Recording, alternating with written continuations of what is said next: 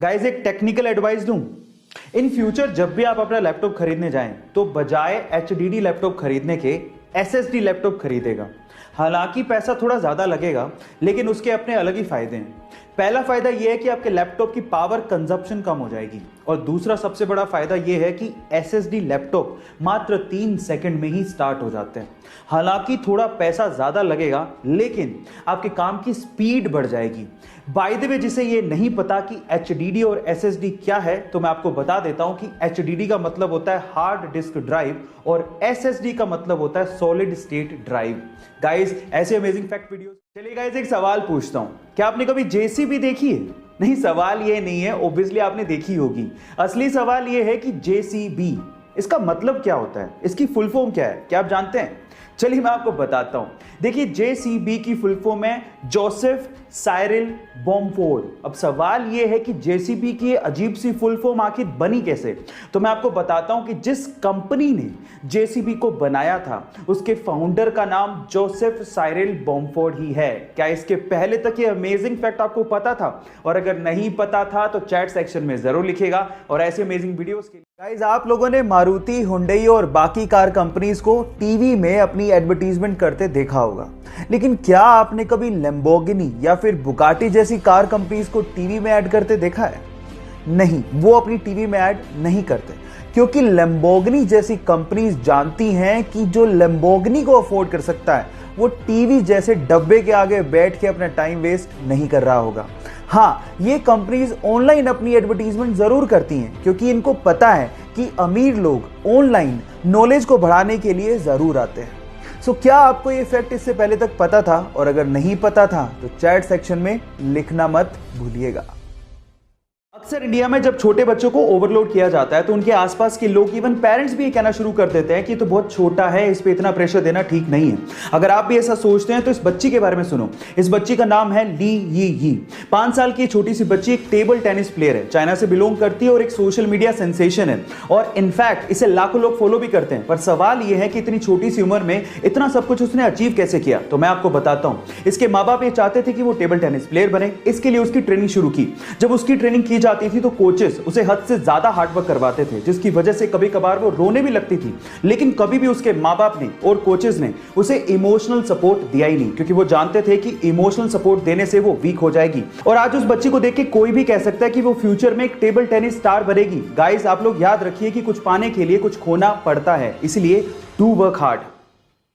Mobile से जब हम लोग पिक्चर्स क्लिक करते हैं तो उसमें बाय डिफॉल्ट एक शटर साउंड आता है। अब इंडियन मार्केट में बिकने वाले मोबाइल्स में तो हम लोग शटर साउंड को ऑफ कर सकते हैं, लेकिन जापानीज मार्केट में बिकने वाले मोबाइल्स में ऐसा कोई ऑप्शन होता ही नहीं है।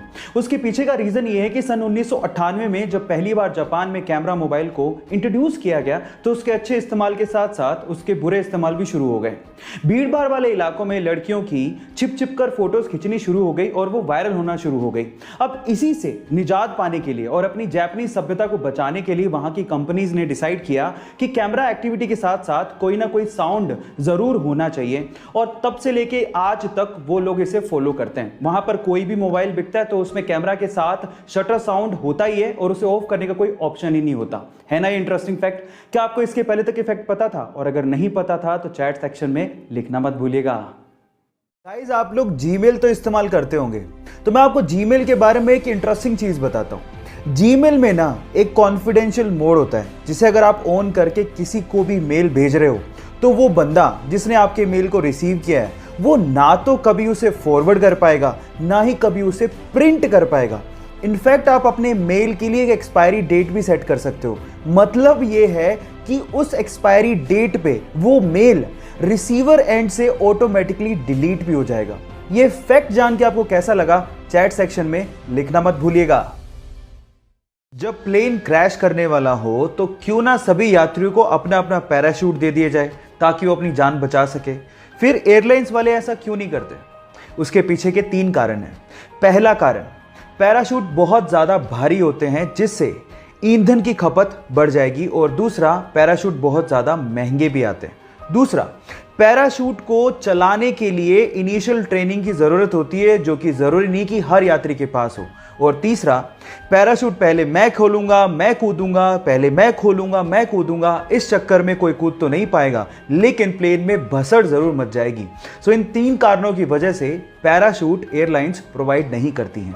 ये इंटरेस्टिंग फैक्ट जान के आपको कैसा लगा, चैट सेक्शन में लिखना मत भूलिएगा। किशोर दा, मोहम्मद रफ़ी, इनके गाने आज भी बहुत ही ज़्यादा सदाबहार हैं, पर आज के यूथ से ये कम ही उम्मीद है कि वो इनके गाने सुनते होंगे क्या। लेकिन जब मैंने 23 वर्षीय केरला के रहने वाले सौरभ किशन की आवाज़ सुनी और उसने जब मोहम्मद रफ़ी के गाने गाए तो मुझे वो लेजेंडरी मोहम्मद रफ़ी की याद दिला गए। गाइस, अगर आपने नहीं सुना है तो प्लीज़ सुनिए। तेरी आँखों के सिवा दुनिया में रखा क्या है, तेरी आँखों के सिवा दुनिया में रखा क्या है। सौरभ 5th ईयर के MBBS के स्टूडेंट हैं, जिनको इंटरनेट पे उनकी वीडियो वायरल होने के बाद लोग छोटा रफ़ी भी कह रहे हैं। गाइस, आपको इस म्यूजिक सेंसेशन की आवाज़ सुन के कैसा लगा, चैट सेक्शन में लिखना मत भूलिएगा।